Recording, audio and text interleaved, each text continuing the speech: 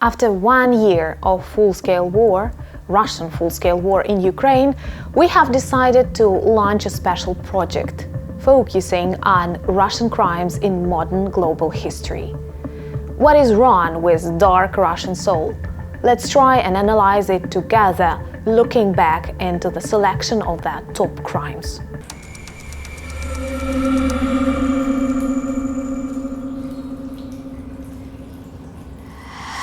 Not because I'm Ukrainian living in the times of Russian war, or because my country was occupied for decades by Soviet Union, or was a part of various cultural, political and economic experiments within the Russian Empire, but because I can analyze historical facts. Russia is one of the most criminal, if not the most criminal country of the world. And to help us navigate through dark labyrinths of its crimes, we have decided to organize them chronologically, starting from the most recent events. I did not believe full-scale war is possible in the center of Europe in the 21st century without no reason. But if to be attentive, we can see the signs that Russia was fighting against Ukraine for decades, since the collapse of the USSR. It all started with minor influences in our political and economic life, active demilitarization of Ukraine and Budapest Memorandum, continued in hybrid war and attack on Crimea and Donbass.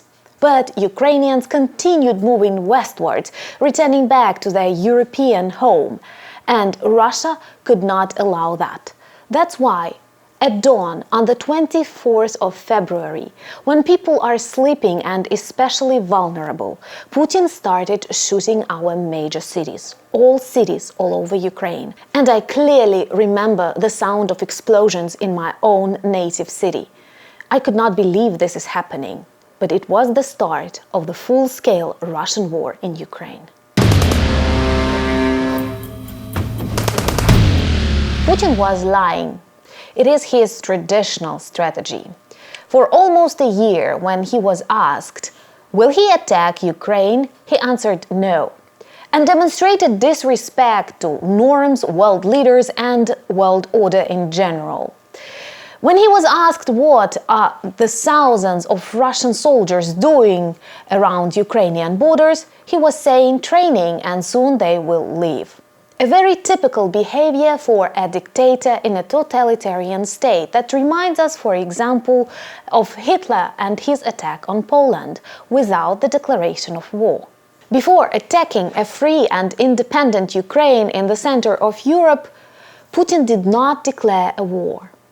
He decided to address his nation the night before the start of the full-scale invasion.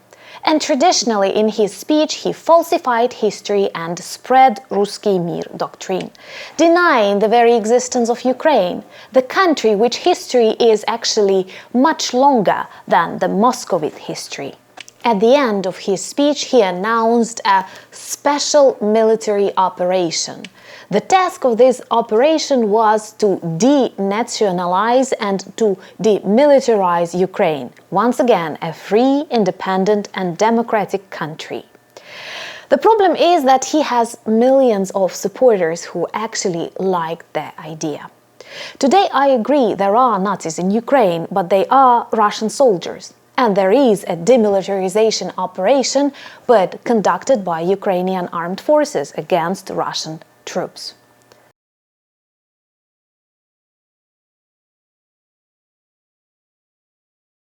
Since the very start of this war, and even months before its start, Russian propaganda, Russian politicians and cultural actors spoke a lot about Ukraine, or actually about the non-existent Ukrainian culture, language, denying our identity, denying our right and denying our freedom.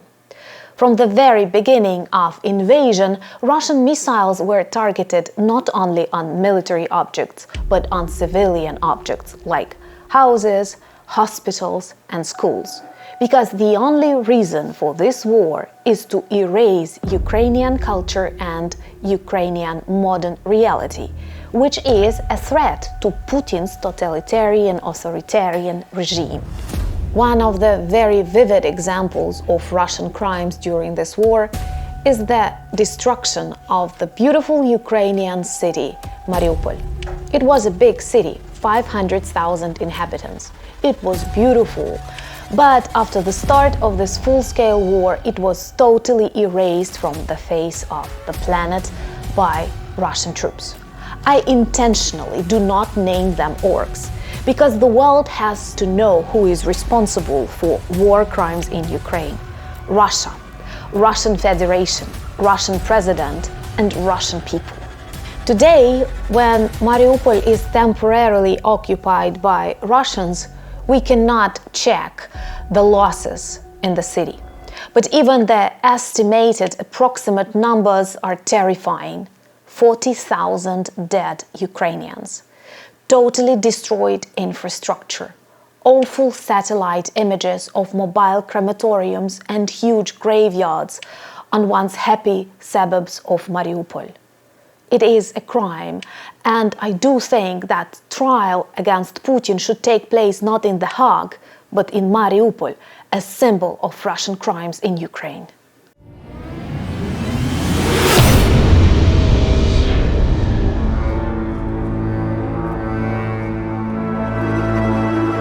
Many of Ukrainian towns and villages that were once occupied by Russia are now liberated. And a part of happiness, these moments of liberation give us awful facts of Russian murders, tortures, and rapes that they conducted on temporarily occupied territories. I still remember the night when I saw videos and photos from Bucha. Bucha, Irpin, Borodyanka in Kiev region, Izium in Kharkiv region were temporarily occupied by Russian soldiers, and during these weeks, awful crimes took place on that territories. Hundreds of civilians were tortured, looted, killed, and executed. One photo that impressed me most was of a group of young people, and they were wearing ordinary clothes, the ones that I often see on my students. And I realized a similar fate could have expected anyone, because Russians kill us for only one reason: we are Ukrainians. It was awful to see these videos, and actually Facebook and Instagram blurred the images. But once you have seen them, you will never forget them, and I believe it is our obligation to see the true face of Russian crimes in Ukraine. I hope that soon all of the Ukrainian territories will be liberated from Russian regime. But the problem is that together with this liberation, we often learn lots of awful crimes that were committed to innocent civilians, including children, on the territories that were occupied. These are tragic evidences that must be recorded, shared, and of course, Russians must be punished for that.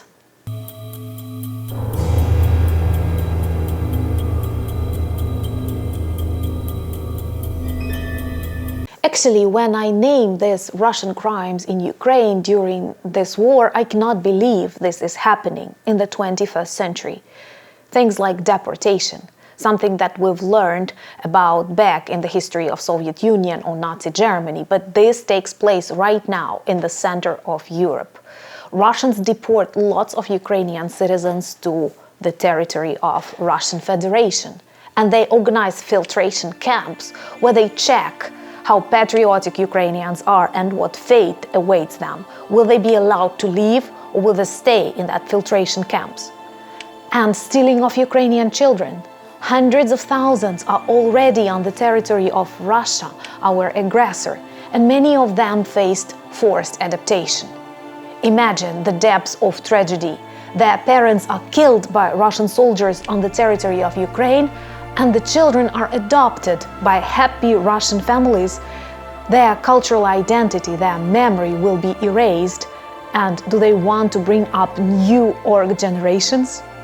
All these are actually the examples of genocide. You can check its definition according to the United Nations. It is genocide, killing people intentionally because of their national identity, or stealing children, or targeting civilian objects. These are Russian crimes committed daily during this year in Ukraine.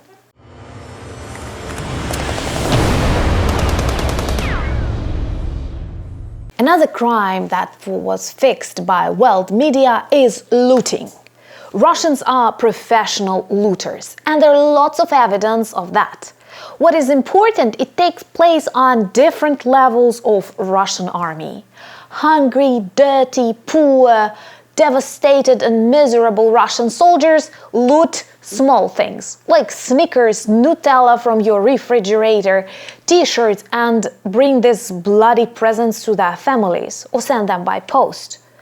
But looting also takes place on the high levels of Russian army, and they steal money from banks, like in Mariupol. They steal various expensive gadgets. They also steal various plants and factories, and even transport disappeared from Kherson after its liberation because Russians decided to enrich themselves with Ukrainian marshrutkas, buses and taxis. Have you heard about Geneva Convention? I have. But Russians haven't, and they don't follow any international rules, including Geneva Convention. They treat their prisoners of war really badly. They torture and execute them. Remember about the explosions in Olenivka and other mass graves that demonstrate torturing and execution of Ukrainian soldiers. Against all the rules of war, and yes, there are rules of war, they use weapons on civilians and civilian objects. They love using forbidden by international conventions weapons, and they terrorize the world with nuclear power. Nuclear bomb that can explode anywhere on the planet where Putin decides, or occupying Ukrainian power station like Zaporizhzhia power station and threatening the world they can blow it up. They like putting soldiers and weapons on the territory of power stations or digging trenches next to Chernobyl and terrorizing the world with ecocide. And that is a huge problem. I'm not even mentioning how many troubles Russian war in Ukraine causes to natural environment, once again, not only in Ukraine, but all over the world and Europe especially.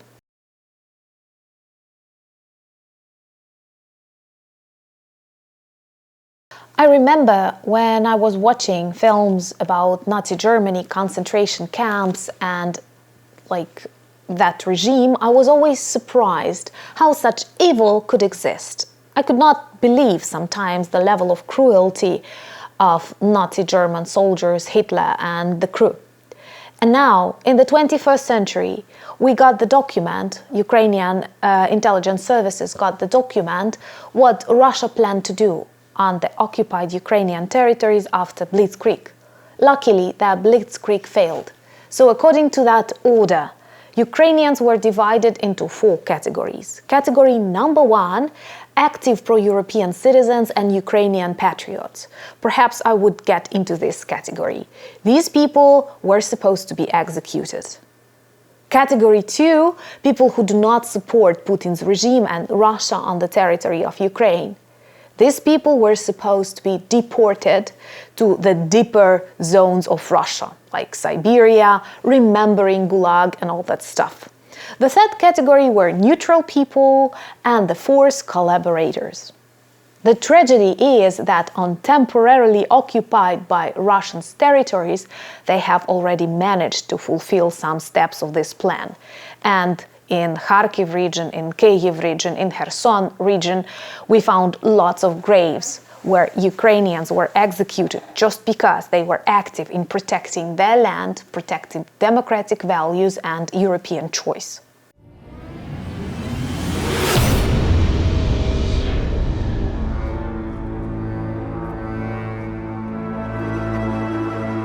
I cannot believe that we mark the year of this Russian war in Ukraine. And during this year, Russia committed so many crimes. First of all, it attacked a free and independent and peaceful country in the center of Europe. It ignored all the warnings and advice of global political leaders. It broke norms and rules and Geneva Convention and what not. It targeted civilian objects, infrastructure, killed children, ruined hospitals and schools, erasing or trying to erase Ukrainian culture, language, identity. And what is problematic, Russia continues doing that after a year of losses and failures. After 1 year of full-scale war in Ukraine, sanctions and active work of various peacemaking global initiatives, Russia is still in Ukraine. Putin is still a president. I know we will win because dictators always lose.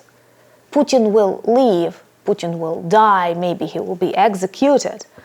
But what about Russian society? What shall we do with them? Aren't they also responsible for this war in Ukraine?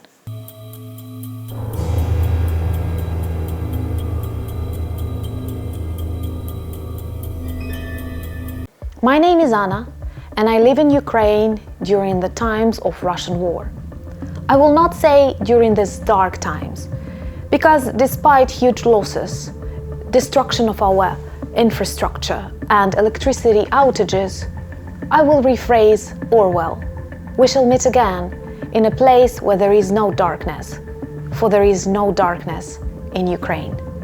And to meet again in our future episodes, please subscribe to learn more about Russian crimes and to be prepared to stop them now.